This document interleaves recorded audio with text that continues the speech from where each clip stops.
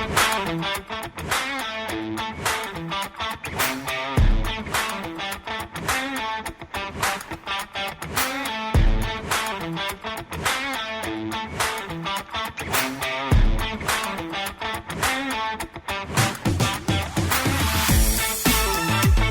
in, podcasters, to episode 23 of the Preferred Experience podcast. Will Barrett, Millzer behind the camera over there, and we are joined today by the hottest name in Autauga County right now, the man everybody's dying to get to know more, Superintendent of Autauga County Schools, Lyman Woodfin. So, Lyman, thanks for taking some time with us today. Yes, sir. Appreciate you guys giving us the opportunity. Looking forward to it. Now, I've been knowing you for a long time, and I've always wondered, Lyman's a very unusual name. Okay, so where does Lyman come from? Yeah, I was named after my grandfather. He taught ag and was a principal in the county, coached. But yeah, I was named after him. He spent over 30 years in the district. Umpired. A lot of people know my grandfather. I was about to say you better reference umpire. Got to do the umpiring, man. I think he made a lot of connections with that, and it's pretty cool, man. Up until it's every day. Every day I walk around and somebody will say, hey, I know they think it's my father sometimes. They'll say, hey, I know your dad. And I say, obviously Randy. He goes, well, yeah, I know him too, but your dad that taught ag. I'm like, well, my grandfather, and then they'll always have a story, always a story about my grandfather, Mr. Colette. And it's always good stuff. I've always had really good response from it. So definitely miss him. We were very tight. Yeah. But a lot of cool stories. So you, I didn't realize that you had that kind of history in Autauga County Schools. So you go back generations of Autauga County School teachers and coaches and employees, and here you are, the third generation? Yes, sir. It's my uncle taught at Autauga again for a long time. His name was Kenny, and coached as well. And same deal. A lot of people I know at Autauga will always talk about Uncle Kenny. But very humble, very honored. Both those guys helped steer me, and obviously my father made sure I had the opportunity to do this. So very humbling experience. Very excited. Very excited to make this happen. Well, now you've worn just about every hat there is to wear in this school system. I mean, tell me if I'm leaving one out here. I got baseball coach, football coach, teacher, assistant principal, and now the big hat. Yeah. It's been my wife showed me a picture yesterday of Elizabeth out on the ball field with me when I was coaching baseball, and we have a picture there of all of our kids are, they're wearing jersey 1, 2, 3, 4, 5, and I'm out there coaching, but it just seems surreal that, number one, this is year 18. I mean, I know everybody says time flies, but man, it really does. But I wouldn't trade it for anything. Anytime transition occurs, it's difficult because you care about people where you're transitioning from. But this is home, and I'm looking forward to the challenge of pushing us a little further, try to get us where we got to go, and let our teachers know we support them and change the atmosphere a little bit for our students to make it more welcoming and just push us where we got to go. Well, you still harken back to your first love of coaching. I mean, even though you're superintendent of schools now, but you still mix it up on the ball field with the baseball coach. I mean, I have a good friend, Eric Lowenstein, that you coach with this year. He just goes on and on about how much he loves Coach Woodfin. He's like, I was like, really? That guy's a hothead. He's like, no, the guy never says anything bad to anybody ever. Don't you ever say that. I'm just kidding. Eric's a great guy, man. He that was fun too, man. And when I got out of coaching, started obviously coaching my kids' teams a little more, and I'll say this, man, and I don't know if everybody will fully believe what I'm saying, but if you really want to get down to coaching fundamentals, go coach a youth league team. Because in high school, you develop your guys, you get them where you get over the hump in high school in the weight room. You know what I mean? And that's where you really push. Youth league, man, it's you got to keep them corralled. You got to keep them, from running off the left field fence. But it's coaching at its purest form. And I really believe that if you do a spell in youth league and go back to high school or college or whatever, I think you'll be better off, man. I mean, because it will redirect you on the fundamentals. And I had a blast, man. Eric helped me out a lot. I had a blast with it. He just basically went over every plot of every coach that gets fired. College coach gets fired. Yeah, has to go back and coach a youth team. Every coach renaissance story. Yeah, I just thought about that too. Sean Payton, I guess he did it. When he got let go with the Saints, he had a year where he had to go. But I'm serious. I've enjoyed it, man, and it helps you, no doubt. No doubt at all. And so when you knew the superintendent job was coming open, and you're the principal of Marbury High School, and we talked off air like you love that job and they love you there, and you had made a real niche there, and you almost like people say, well, he'll be here forever, and you could have been. What made you want to make that move from Marbury High School principal to the superintendent of Pawtucket County Schools? Why would you want to do that? Well, first and foremost, you go, okay, we were able to push through a lot of good things at Marbury, and the community's changing because, people are moving out there and things are happening, and we were able to use the growth to, change the curriculum, change sports, change a lot of things. But you're sitting there and you're going, can you do this on a larger scale? Kids at every community deserve that opportunity.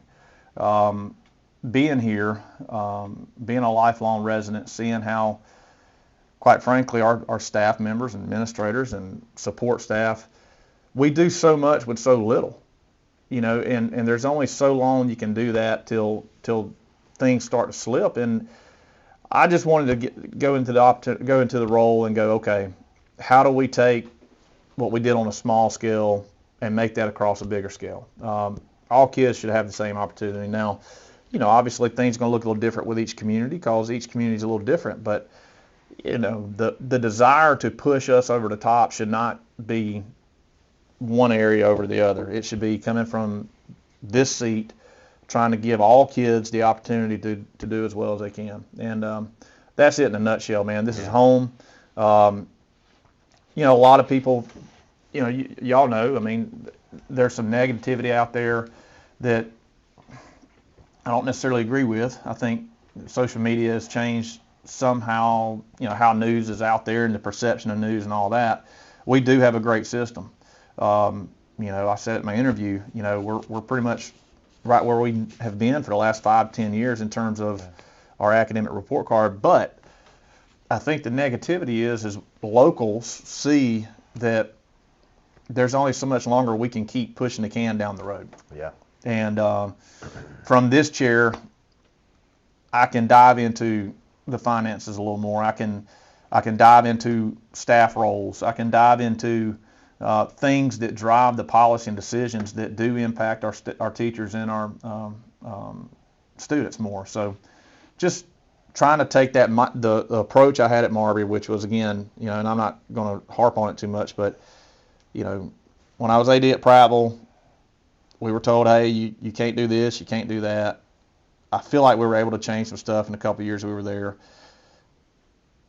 Point blank, there was a lot of things that we pushed through at Marbury that, people told me all the time, just give it up and it ain't going to happen. Well, in this chair, now I'm the one that's got to take that mentality and push it out across the district. That again, it's not okay to be okay. Let's whatever it takes. We may not be able to get there through this path, but let's quit being so quick to shut the door. If we're trying to drive to Clanton and we got to go through Alex City to get there, so be it. I mean, if that's where we got to go to get there, let's just take a path. I love what you just said. It's not okay to be okay. And we've had you also mentioned the moniker, we do more with less than anybody. I mean, I've seen the junior high even make shirts that say, overachievers, and we do more with less than anybody else. And that's a badge of courage, a badge of honor for administrators and teachers, but it should be a badge of shame for the community. Like, we don't. They do more with less because we don't give them anything. Well, but on the flip side, than what we're mandated to that's give. right. And on the flip side, I think that is what kind of gets under my skin a little bit is social media. It's so easy for one bad thing to grow into a life of its own, and it blows up into. And look, let's be real. And again, I know y'all are news, and I've known y'all forever. Love y'all to death. What sells? Drama. Okay, so sensationalism. Yes, but that's why we're broke, because we don't go down that road. But that's good. And don't go down that road, because that's why everybody's starting to watch y'all's thing, because it's not, it's not the normal stuff. But I say all that to say, I think the biggest thing I've heard from our teachers and administrators since I came aboard is, hey, let's highlight some of the good as well, and take that approach. Make a big deal about all the good things. And guys, there's so much more good than there is bad. Now, that being said, I have to make sure, the first thing I have to do is make sure that every dollar that we have is allocated to the fullest potential. That's where I have to start, because we are the least funded system in the state. And that causes issues. I mean, again, as an AD at Prattville, as a principal at Marbury, funds are so tight. I don't think people understand. A lot of your teachers on campus, they're doing SGA, they're doing theater, they're doing all of these things that you expect them to do, but in all these other districts, there's supplements, there's ways to take care of them. That's correct. Our teachers are awesome because they have done those things, those activities for many, many years, and they're still here. I've got to do a better job of figuring out how to allocate funds to take care of our staff so that we keep our staff. Now, obviously, that's a little easier when you're not dealing with this size of a pie. If it was a little more money. But before we go to the public with that issue, I've got to be able to present to the public, guys, here is the reality. Here's why we're doing this. Here's what we've done in the past. And that's what we're doing. Obviously, I've only been on the job officially, I guess, 3 days now. But I can assure you, our staff, we are turning over every rock. We're evaluating every program. Are we really using this program? If not, it's got to go. And the sum of all that, we're evaluating. I'm evaluating every position. Are we really getting the bang for the buck with the position? Because again, when you're at 10 mills, you better make sure that you can look the public in the eye and say, we are doing everything we possibly can. Mm-hmm.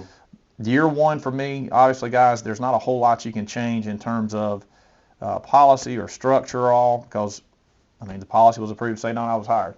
But there's going to be a lot of observing, and I've been telling the staff, don't take this the wrong way. I'm going to ask why a lot. Why are we doing it that way? It's not putting you on the spot. I've got to wrap my mind around what you're doing. But again, the reason I apply for this job is, if that answer of why we're doing it does not match the vision that we feel like we should be pushing this county, then we got to change the why.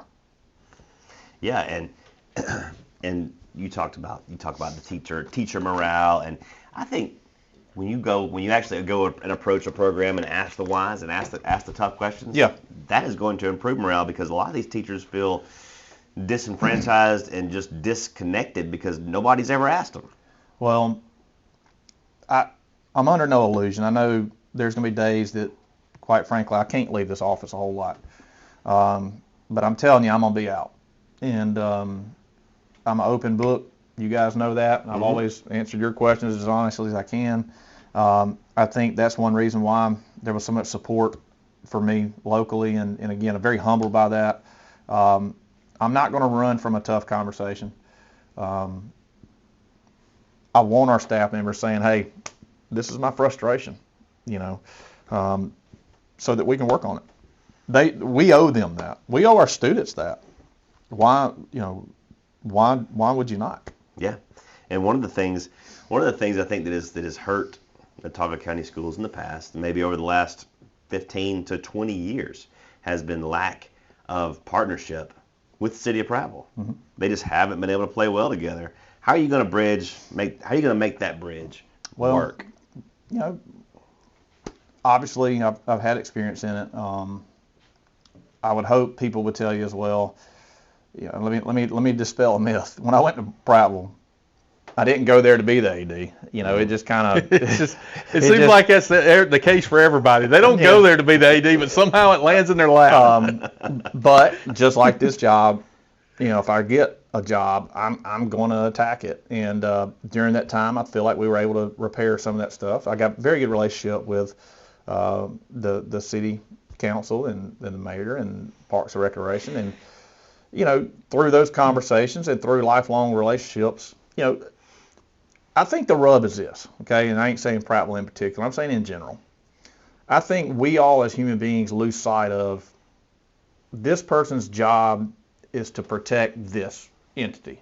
You guys, your job is to make the best podcast you can make. Mm-hmm. So you may ask me some hard questions in a minute, and I can get mad about it, or I can understand that that's your job.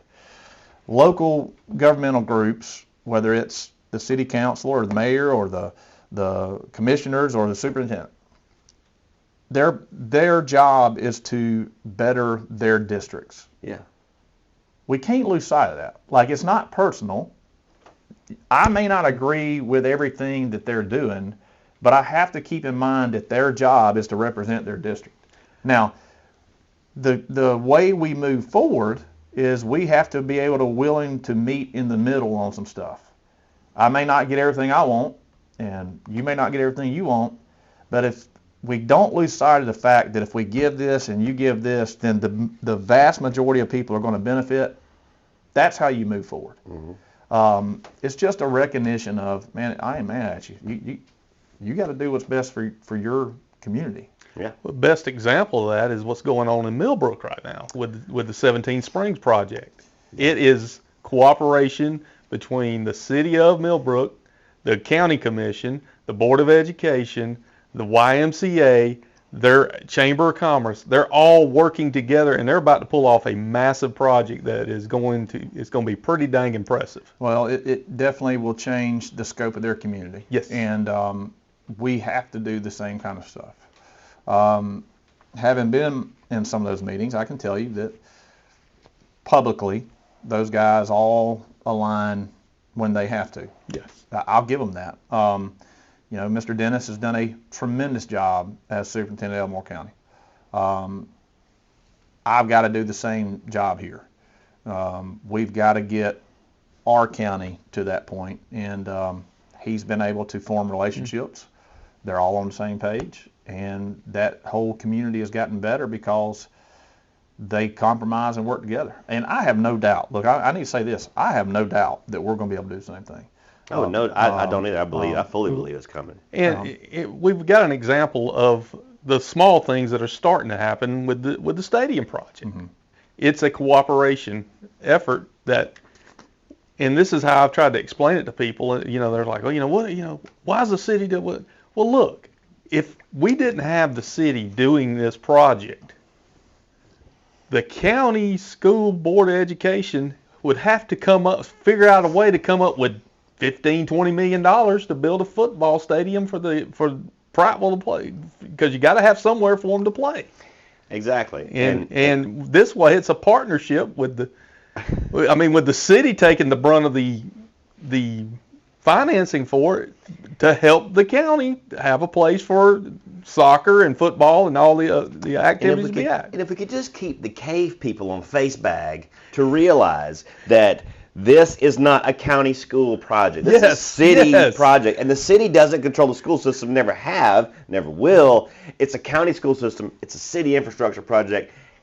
Get it in your head. And thank God for Robert Stritchick in District 6, who has a copy and paste. I guarantee he's got copy and paste where it just says city facility, county schools. And he has to put it down like 46 times a day on Facebook because people just won't get it.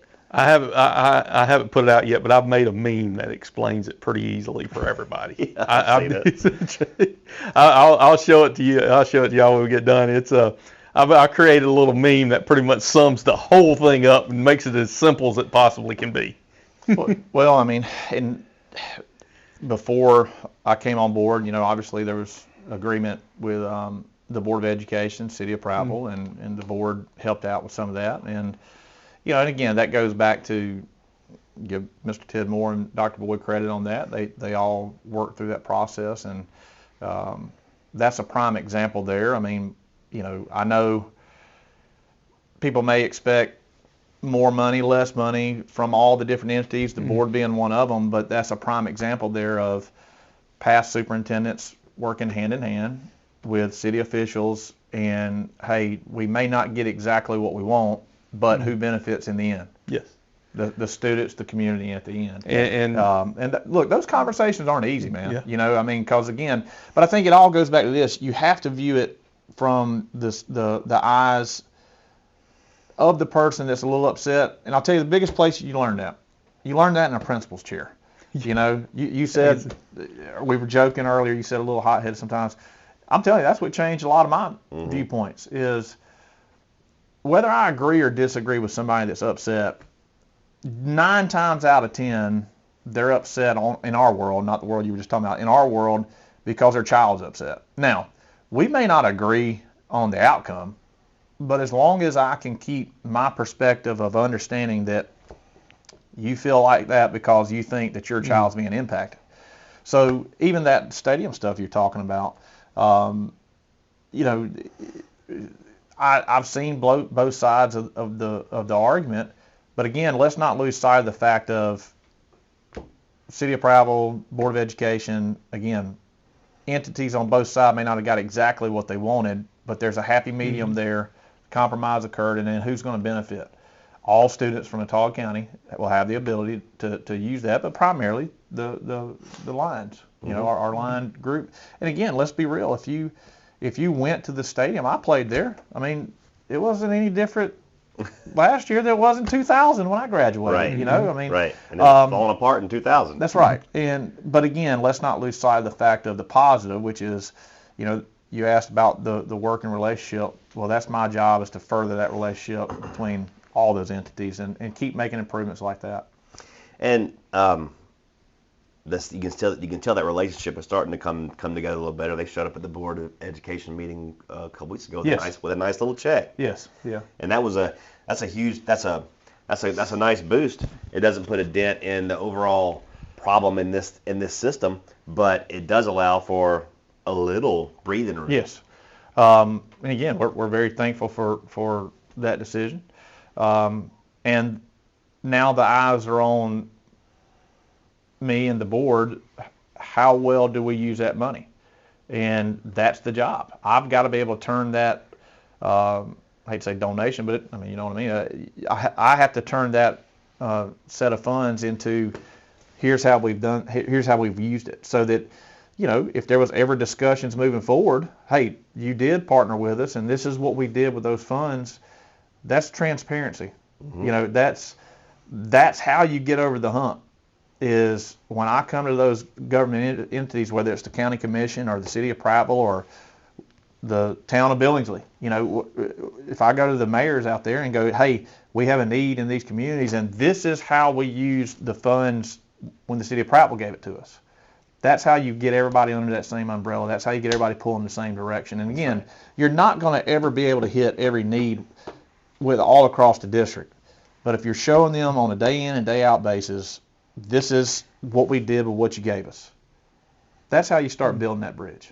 And that's, I can assure you, that's Ms. Poe and her financial department are doing a tremendous job on looking at everything. My directors, again, we're looking at every program we're using.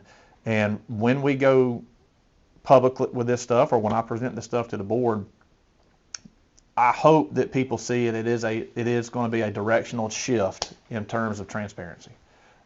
We owe it to our constituents and our citizens to be able to show where every dollar is going. And to that, hiring Rebecca Thomas as a media. Oh wow! Media person is big. I've been working with her. You know, I've been doing this kind of voluntarily for years. I've been, you know, anything I could do to help. Well, now we've got a person in place that's the job is to get the information out. And she did a wonderful job at PCA. So I just have to give her a shout out. She's going to be a huge asset to this whole program. She does a great job. The positive communication that's come through social media, that's come through internet about Watauga County Schools since she's taken over. I mean, it's been tenfold. I mean, you really start the highlight stories. Information's getting out to parents better. I mean, you're right. It was a knockout. It was a home run hire. Yeah.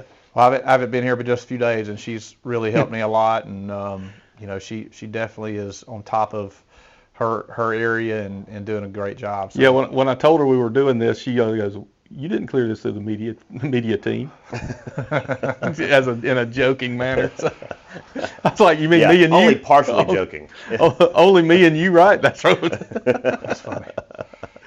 So, athletics, academics, they go hand in hand. Yes, sir.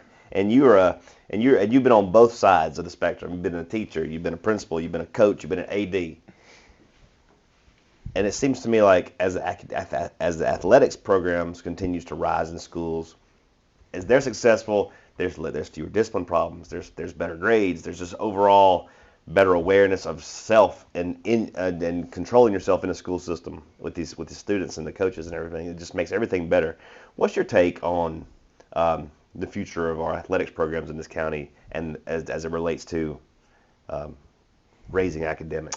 Yeah, I mean, look, I used to preach on it up there at Marbury, and I do believe this fundamentally. You know, at Marbury, we had over 60% of our kids did something after school. Mm-hmm. You really want to improve academics, you get kids involved in something after school. And then more importantly, you got to have a partnership with your coaches and sponsors with the principal, and they all have to share the same belief that academics are important. That child may not be coming to school for anything other than to play football. Now, that's not the most popular thing to say, but it is the fact. It's true. You know, you may have a kid that is all in on theater, and that may be the only reason they really care about going to school. And that theater position may open up a position in college because they're so good at it, mm-hmm. and it changes that kid's life. It's their ticket out. You have to increase, rigor and push kids in the classroom. That's 100%. I'm all in on that too. And we're going to do some things. The curriculum department's doing a great job on realigning some stuff now. But to gloss over the fact that your kids have to have suitable and extraordinary access to after-school activities, that is such a huge component of improving your schools. You hit on discipline. Look, if your athletic teams are doing well, they want to play on Friday night, right? Mm-hmm. Right. And if your coaches hold them to the standard with discipline, I've always told my coaches this. I've never seen a good coach who was a terrible teacher. Mm-hmm. It goes hand in hand. Buddy of mine, Kevin Palmer, y'all know him at Marbury. He used to do a PD session with our teachers called Teach Like a Coach. And he would get on our coaches too. Hey, you're able to move this kid who, struggles academically, but he can do anything that you want him to do on the field, and you're speaking a foreign language. A football play call offensively sounds like a foreign language. Yeah. But that kid can understand that. Then he should be able to understand, sit down, do your work, be respectful, be a model citizen. Mm-hmm. It all goes in together.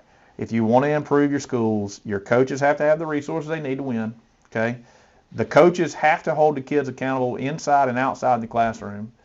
Your athletes have to be visible in the community because they've got to understand that there's another world out there. They gotta see that.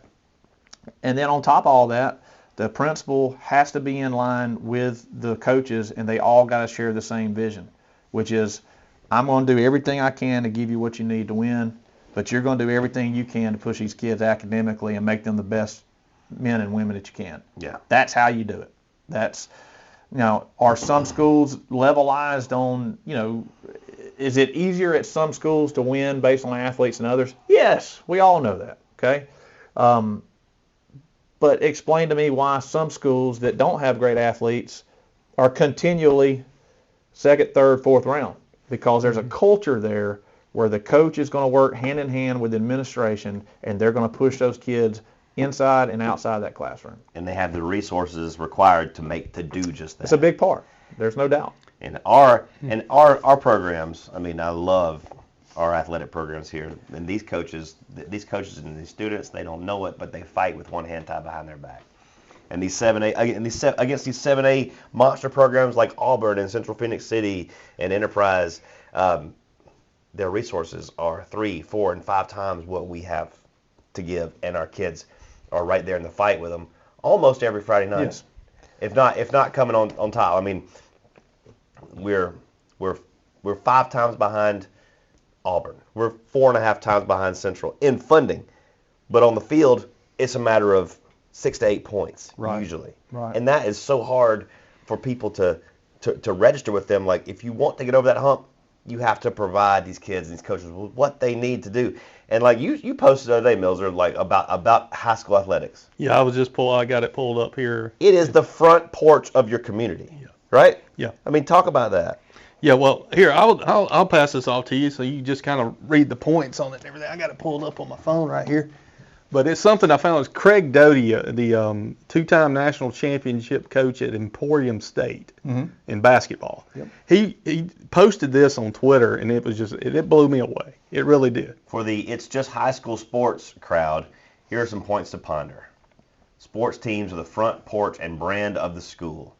Athletics serve as the largest and most successful at-risk program. Playing sports provides discipline, purpose, motivation, and structure for those who may not get it at home. The local community connects with the school district through sports. Athletes are discussed and celebrated in the local newspaper, when we had a local newspaper, on the radio and on the news. Games provide entertainment and something to do for everyone, from children to those who are retired. You remember when Prattville was really rolling in the early 2000s. There would be 6,000 to 10,000 people at Stanley Jensen on a Friday. You couldn't get in. If you got there at 7, you're just not getting in, because the whole dang community is there, and it was like nothing I'd ever seen. And now we're struggling to fill the home side. Even though there's 300 band members up in there. And it's just, I mean, we had spillover into those concrete bleachers that are about to go away. Praise the Lord. Thank you, City of Prattville. But now it's just the only time you see that place filled up is if Stanhope's in town, or if the other team is an Auburn or an Enterprise. It's going to bring a huge crowd with them. You know, the student experience for non-athletes is enhanced because of sports. This is something people fail to realize. The student body comes together to cheer their team, which creates school unity. The band, cheerleaders, dance team, choir, and others have increased opportunities to showcase their talents on game days. They create tradition and enhance opportunities for alumni to come back for homecoming games. I mean, the list goes on and on and on and on and on and on, and it all comes back to athletics and how. And if you don't have that, your academics suffer. And like you said, 60% of everybody at Marbury is doing something after school, but there's more opportunity than ever for kids to plug in and do something. The problem is finding a teacher that's not expended to the hilt, above and beyond what he or she should be doing or could be doing, to take over that program, like an esports program. There are gamers out there. There are gamers everywhere now. And some kids, they're just, video games is their thing. And now there's an esports program where they can compete at that level. Like Bob Jones High School in Madison County is the four-time defending esports state champion in 7A. Who knew? Right. Who knew? There's a big contingent of kids that want to do esports at Prattville High. But guess what? We can't find anybody to coach it because everybody's just expended. Yes, and those are major issues across the board. You want to keep expanding, but all right, you take a teaching staff. On average, about half of them are going to coach in some capacity. As you move up in classification, you know, obviously you can offer more things. Just figure half. Well, then you also have, if you have a healthy school climate, you also have art club, robotics club, SGA, Spanish club. You just start running the gamut. Broadcast media class. Yep. Shameless plug. You have all these others. Well, that just ate up probably the other half of your faculty. And that's, teachers work a whole lot more than what the public realizes they do. If they're not a coach, they're usually doing something after school that they enjoy. I mean, maybe it's FCA, you know, but something after school. So yeah, you know, trying to work that program to reward the teachers for doing extra, and also give them what they need in the classroom, and then also give your coaches what they need. Again, you asked why. I wanted to get in this position to be able to look at every dollar that was being spent, every decision that's being made, and then come back to, you know, I'm telling you, this is my thing, and you can ask my staff, first meeting we had, does it make us more efficient? When you bring me something, does it make us more efficient? Does it make our teachers' jobs better? If it adds something to them, we're not doing it because, again, they're doing all these things we're talking about. We have to do a better job of evaluating everything that we're doing, and again, we have to do a better job of being efficient because we just don't have the resources to be non-efficient. Well, just real quick, you're talking about the expansion and everything and what teachers have to do. This year, a lot of people don't know about this. I've been trying to put it out there on social media and get some interest generated and everything. Prattville now has a girls flag football team. Yes. Don't snicker. They have a legitimate state championship every year, and they get after it. And I broadcast it with the state up at the Super 7 every year. They play at the Super 7. They play their championship game in whatever stadium the Super 7's playing in. So last year, the Jordan-Hare Stadium, I can't believe I forgot the teams, but there were girls teams and they're playing. Auburn High School in that game? Yeah, Auburn. That's right. Of course. And they're playing for a state championship in flag football, and this is some serious stuff, man. Don't think it's the powder puff game or anything. They were hustling. This is they. Look, I'm telling you. Look, I didn't mean to jump in and cut you off. Let me tell you something. Of all the administrator things we do, the one thing that would give me the most heartburn when we were scheduled, because I loved it. It was always awesome. Homecoming week. What do you play? Powder puff. Powder puff. Flag football. Yeah. Man. They play so wide open. They're hitting each other harder than what you do on Friday night. You're like, guys or ladies, you're not wearing it. Just get the flag. They get after it, man. Yeah, and it's like a 20-game schedule they play before they even get to the playoffs or anything. Yeah. I mean, they're playing a couple of times a week and everything. It's exciting. What I was getting to as far as this wouldn't even be possible at Prattville High School if it wasn't for head softball coach Brian Pittman putting it together, along with head girls basketball or boys basketball coach Jason Fisher, also putting it together. He also coaching it. I mean, if those two don't step up and do this, it doesn't get done. And it's and there's 30 girls on the team. Exactly. I was about to say, what kind of response are they getting? They had a blowout for tryouts. I mean, it was and along that lines too. If we're being on this subject. You're talking about the girls getting after it and everything. They've now that girls compete more in the wrestling. I've had a couple. I won't name the name of the wrestling coach, but I have a coach that said, "I'd rather coach the girls. They focus and they actually do what you tell them to do." Oh yeah. They get after it, man. Get after it. Well, we've got a lot on the horizon here to talk at County Schools, and it starts right here in the central nervous system, right here in the superintendent's office. And looking across the room at that chair that you'll be sitting in for the next 20, 50, 60 years, hopefully. Hopefully. And, as long as they'll let me. What would you say are the key priorities for you coming up? Well, year one is observing what we're doing, trying to be more efficient, try to improve morale. At the same time, evaluating everything we're doing financially, because again, we're obviously. We've said it 4 or 5 times now in this discussion. Finances are an issue right now. There's no two ways around that, and I've got to be able to communicate with the public and know that everything we're doing is we're using every dollar as possible as well as we can. Sorry, I'm getting a little tongue-tied on that because it's that big of a deal. I'm trying to make sure that we are using everything as well as we possibly can. Yeah. That is the first priority. Now, once we get a year under our belt to analyze every dollar, how's it being spent, well, that's when you get into, can we continue on this path? And that's what starts driving decisions from there. Guys, I'm not going to lie to you, it's tight. And the public needs to understand that we are very, very tight with our budget. And, I'll take the flag football thing there, okay? We were trying to start it out there at Marby too. I didn't have enough guys left that didn't do 2 or 3 sports to be able to do it. Mm-hmm.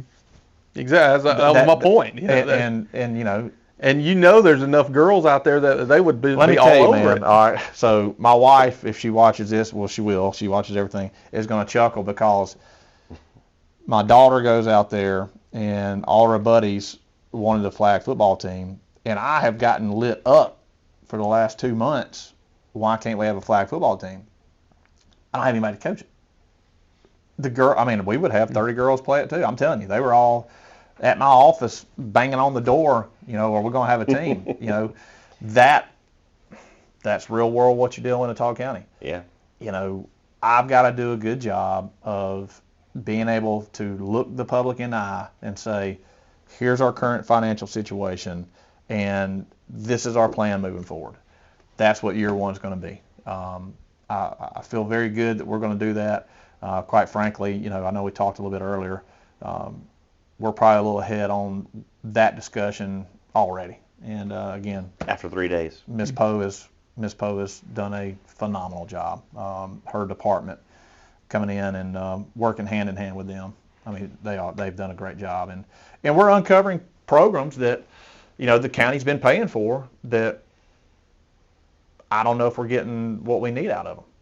So before I go to the public and ask for anything else, I've got to eliminate those and allocate those funds somewhere else to get more bang for the buck. But again, it's year one, observe, ask why, figure out what we're doing. Year two will be some changes. And I think you're able to do that. You'll be able to do that well because you're coming from a place of understanding. Yes. You've worn all the hats. You've Right. been in a whole bunch of these schools already. You know what they're up against. You know what they're fighting against, and you've got the Ottawa County pedigree to have like almost instant trust. Right. And nothing against the previous applicants to this position. They weren't going to come in with that. Well, It'll take a year just to build trust. I can assure you this, that there's a certain amount of pressure that is going to be on me because just like I've known you guys forever, I feel like I know a lot of people in the community, and the pressure is going to be knowing I'm looking at a friend or a colleague or somebody that I'm not friends with. That's fine. Looking at them and being able to tell them for sure we are doing everything we possibly can. Guys, I've heard some of the same stuff. There's a feeling that the system's not in great shape. And guys, financially, we got a lot of work to do. And I'm going to say it as politely as I can with that. Mm-hmm. But failure is not an option. This is home. I will not be going around town looking at students and parents and the pressure I'm going to put on myself and the pressure that we feel down here to make sure that we're not going to be the administration that lets this thing fall apart. That's, when I coached, we had a pretty good run there. And once you get successful, well, now the fear of coming off of that should drive you to do what you got to do. And I used to always tell my guys, don't be the senior class that lets this thing fall back. Yeah. Where we're at right now in our county, we have to work together with all of our governmental agencies to get the resources that we need to get more successful. And we will get there. I have no doubt in my mind. We will. I promise you, I am going to push that boulder up Everest if it's the last thing I do. And once we get there, well, then the challenge is going to be how do you stay there? But I make no mistake about it. It is not an option. Mm-mm. We will get to where we got to be, or it'll be the death of me. We are going to push this thing to where we got to go. Well, it's exciting to hear that kind of energy coming out of this office because it's something that's desperately needed. Because I guess it all trickles down. If the energy is not coming out of here, it's not coming from anywhere. It's got to be generated here first, and then it filters out into the community. And I see that. in our newest hire superintendent, Mr. Coach Director Dr. Woodfin.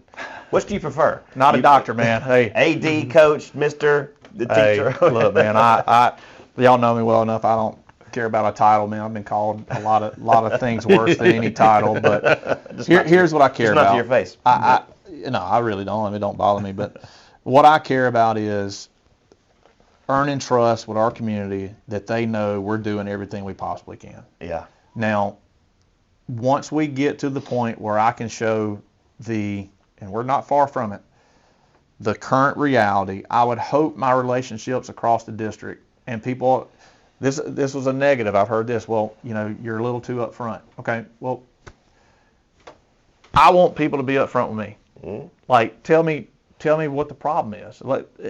If the problem is me, come in and let's have a talk. Let's figure it out.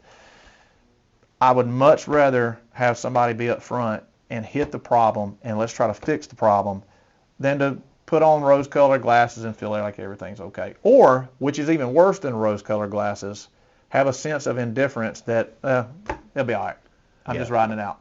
Again, being okay is not okay, man. Like, we have got to give these kids what they need. We've got to give our teachers and coaches what they need. And that's not lip service. I hope people know, in my relationships across the district, I hope people know that when we come to you with the current reality, it's been vetted, it's been researched, there's no rock that we left uncovered, and when we go, hey, here's our options, I hope the communities in all 4 communities and my relationships there, the trust we have across this county, I hope people will go, you know what, he's not trying to push something over on us. Because when I come to the conclusion of where the data brings us, the job of this seat is to give the people the data and seek input across this district on how to move us forward. I love to hear you say that, because Millzer, what has been the 2 phrases that has plagued this county for 30 years now? There's 2 phrases that will just drive me bonkers when I hear it. 1, it's good enough. And 2, what's the other one? It is what it is. It is what it is. We have this running joke between us that the preferred community is no longer the moniker. It's it is what it is like our town motto, and it's been like that for a while now, and we've got to make that turnaround. And listen, we call this podcast the preferred experience for a reason, because the preferred experience is the experience of living in the preferred community, and I still believe this place is a preferred community. I wouldn't live anywhere else. Yeah. I love living here. This is a great place to live. This is a great place to raise kids, and that's what frustrates us so much, is we know that we're just right on the cusp of this being the class of the entire state. Right. We've got all the tools right here. We just got to make that step. What's Saban's quote? I read it the other day. Average people. Oh man, I used it in one of my faculty meetings. Man, I'm drawing a blank. Average people don't like expectations. Oh man, I bet we can find it here. That right there.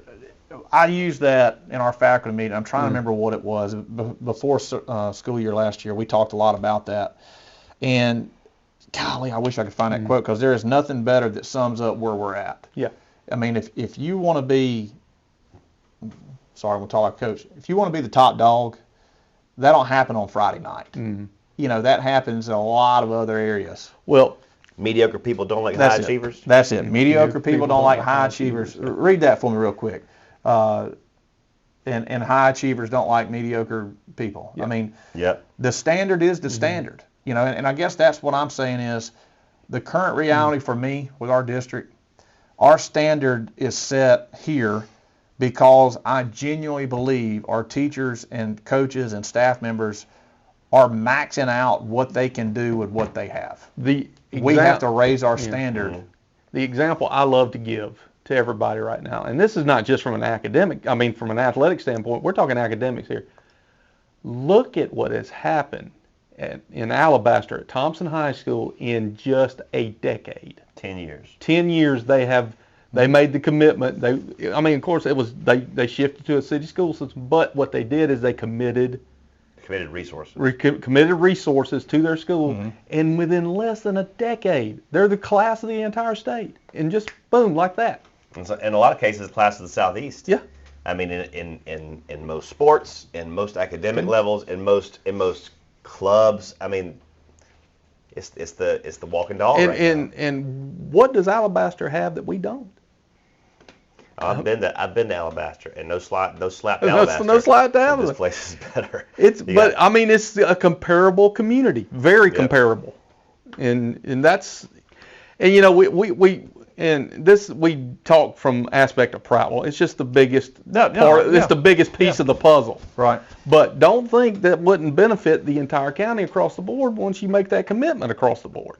Oh, sure. Economic development would skyrocket when the schools come together and take the next step up. Well, I think part of it too, guys, is this. If you're going to really talk about raising your standard, you have to look at out of the box thinking. Okay. Y'all heard me say it in my interview, and I'm going to say it now because it is a fundamental belief for me.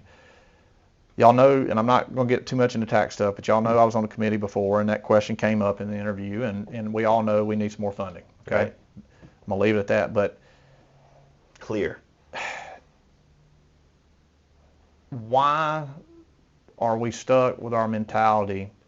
All right, let me back up. I'm going to say it like this. I'm trying to say this softly, but I fundamentally believe parents in our district should be able to, within policy, send their kids where they want them to go. Okay? You look at some districts around us, they looked at the HSA rule and they adapted.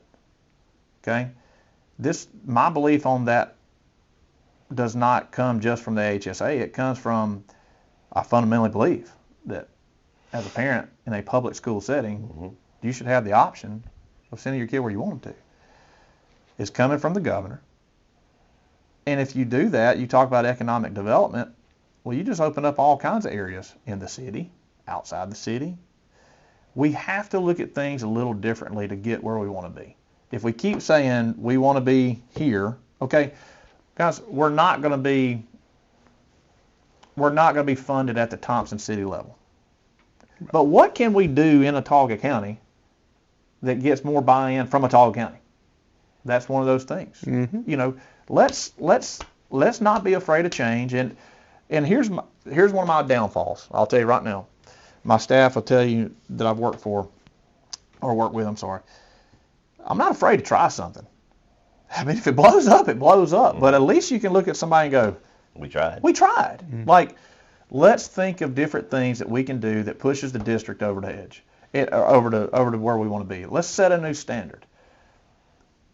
It all goes back to this chair has to direct policy that benefits everyone, but that pushes us above to where we want to be. That's this chair. There's no doubt about it. And in that, with our lack of funding in this county, it'd be different if this was an impoverished county. But this is not an impoverished county. This is one of the top 10 median household incomes in all the state, amongst 67 counties. But you bring up a point there too. You say top 10. We were top 3 less than 5 years ago, 6 years ago. But what changes? What aspect of this county has not improved? School system. And if you don't think it don't make a direct impact, when you look at the numbers. When big time CEOs or company scouts come looking for places, they want to locate businesses like the Hardy plant in Industrial Park, or want to build a white collar industry here in the city. Most of these guys have kids that are school age, and they go, well, where's my kids going to go to school? Let's go see. And they drive by intermediate, and they drive by elementary, and they drive by primary, and they go, let's go look at this next county over, or let's go look 2 counties up, and they go, well, that's different. They offer the same kind of package, but look at this school system. Let's go there. And look, we do not, and I guess, and I don't know, I shouldn't have to clarify this. I think everybody knows. We're not knocking the people of our system. Absolutely not. Because they should be getting awards left and right to battling the battles they have with what they have. Well, But if we give them what they need, what they would need, what we could accomplish out of it. Well, what we have to do, and again, what we have to do is listen from the lessons we should have learned the last time we tried to increase ad valorem. Listen to what the people were telling us. You know, that is, I think that's why I'm here, is to be able to articulate back to our communities what the reality is, and to be able to listen to them and implement the changes we got to make with policy to get everybody on board. And you know, just to touch on this a little bit, because this seems to be the thing I get from people, just talking to people about their biggest bugaboo hang up about the school system, everything, is this discipline issue and the safety issue of it. Well, that goes hand in hand of what you can put into the school to protect the students in there and to make a good learning environment. I mean, I'm not saying we're anything like, any of these movies you see where everything's going, graffiti on the wall and everything, and it's nowhere near that. No. But it's proven time and again, you give the kids a good environment, a good safe environment, they will produce. Yeah. Nothing new under the sun. No. The rules hadn't changed. Yeah. And I'm proud as heck that you're stepping into this role for this county. I think it's something that's long overdue. We needed somebody like Lyman Woodfin in this seat, and now we have the man. So I'm excited for what's coming next. Man, I appreciate you guys and appreciate what you do. And outside of the podcast, you guys are all over the place, man. Y'all have always been fixtures in Autauga County, and I appreciate your guys' commitment to our students and the love for the county and love for the students. I mean, it's obvious. Unfortunately, my passion bubble is kind of near the surface on a lot of these topics, and it blows up sometimes. Passion's not a bad thing. But as long as you can control it a little bit better than what I can, right? So, well, Lyman, I know that you've been waiting for this moment where we unleash the next episode of Poetic Justice on the world, featuring Chip Powell, right? I've heard a lot about it. I want to hear it. Is this partner back with him this week? No, he was by himself, but he had to come in and do it on the fly because he just, and this will touch on his subject. He was up at Jackson Hole with two of his boys for the weekend. Oh, okay. On a trip up there. So up in the Tetons. And so he is inspired. Well, let's roll it. Let's roll Poetic Justice, episode 23. Welcome in again to Poetic Justice. I'm your host, Chip Powell. I'm by myself today, and I wanted to be by myself. Mills, my co-host, is still out and about working on his poetry, and I think he's very involved in the Elmore County Poetry Club. I think he was a special guest last week to their club, and I had the opportunity to take a trip with my boys, and man, I had such an experience. If you've never been to Jackson Hole, Wyoming, you need to make that part of your bucket list and go there because it's just fantastic. And I had the chance to go fly fishing, go to Yellowstone, go see a rodeo in Jackson Hole. We also rode the tram up to the top of a mountain about 10,500 feet, and man, it was just beautiful. And on my way home, I had the opportunity on the plane to think and just kind of reflect on the trip, and came up with a poem just right off the top of my head, and I think you'll like it. But with that, I'm going to go ahead and recite it to you. In Jackson Hole, where nature's whispers flow, I embarked on a journey, a tale to sow. Amidst the beauty of the Snake River's embrace, I set my sights on a fly fishing chase. With rod in hand, I stood by the water's edge, casting my hopes upon the river's pledge. The current danced a melody so serene, as trout emerged, their vibrant colors seen. In Jackson Hole, a symphony of wonder, where nature's harmony pulls you under. A tapestry woven with threads of delight, a sanctuary where the soul takes flight. Fly fishing on the Snake River, a serene refrain. The Grand Tetons peaks, nature's eternal reign. Eagles and elk, in this wilderness they dwell, a journey to remember, story to tell. Probably my most serious and sincere poem, and I'm pretty sure this is going to hit you deep in the heart. And if you go to Jackson Hole, you go fly fishing on the Snake River like I did with my two boys, you'll understand. And listen, with that, I'm going to let you know how much I appreciate the audience and just getting hundreds of letters, calls from the Poetic Justice fans out there, and I appreciate it. I need you. I need your support to keep coming up with these poems, because it's really putting a strain on the old brain here. But as you see, when I take a trip, I can really come up with something, and I'm really proud of this one. And I just thank you for joining with us, and we'll see you next week. Thanks. Well, I mean, what else can you say about a man like that? You know, I mean, a product of Watauga County Schools. Some of the finest product we've ever produced, I think. You know, his first effort last week, or on our last episode, you know, I was kind of stunned and surprised. Now I'm starting to get a little skeptical.